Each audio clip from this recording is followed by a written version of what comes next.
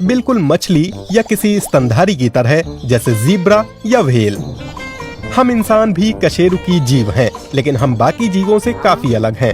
जब हम चलते, बैठते या खड़े होते हैं तो रीढ़ की हड्डी हमारे शरीर को दंडवत नहीं बल्कि लंबवत सहारा देती है। पर असल में रीढ़ की हड्डी इसके लिए नहीं बनी है।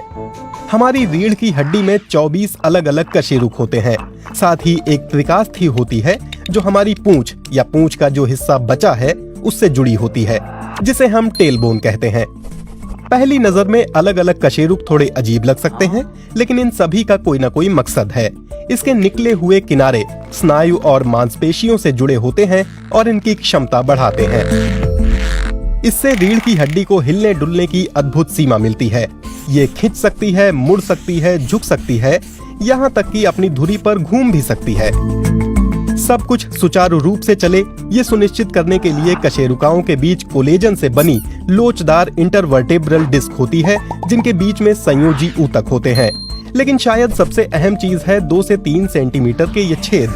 जब कशेरुक एक के ऊपर एक रखे जाएं, तो ऐसे छेद रीढ़ की हड्डी के लिए एक चैनल बनाते हैं। ये ब्रेन स्टेम से शुरू होता है, फिर गर्दन की कशेरुका से नीचे की ओर जाता है। ये एक एक कशेरुका के बीच से गुजरता है और फिर शरीर के बाकी हिस्सों तक जाता है।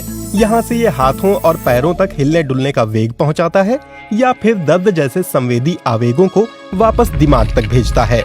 जब हम दंडवत स्थिति में होते हैं तो हमारे शरीर का भार समान रूप से इन्हीं कशेरुकाओं पर बटा होता है, जैसे कोई पुल होता है।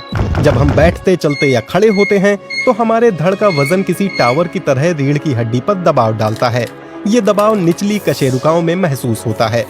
आड़ी टेढ़ी मुद्रा, झटके देने या तेज खिंचाव से इंटरवर्टेब्रल डिस्क को नुकसान पहुंच सकता है, यहाँ तक कि ये स्पाइनल कनाल में धंस सकती हैं। इससे रीढ़ की हड्डी की नसों में जलन होती है और बहुत तेज दर्द हो सकता है। लेकिन अगर हम इस पर बिल्कुल जोर न डालें, हमेशा लेटे ही रहें और कम चले फिरें, तब भी हम फायदे में नहीं रहते हैं। बहुत सारे लोगों को तनी हुई और पीठ और गर्दन की अविकसित मांसपेशियों की वजह से भी दर्द रहता है। सबसे बढ़िया तो ये होगा कि आप पीठ की मांसपेशियों की कसरत करें। इससे कशेरुकाओं और इंटरवर्टेब्रल डिस्क पर दबाव से निजात मिलती है। लेकिन हमारी लंबवत मुद्रा के कुछ फायदे भी हैं।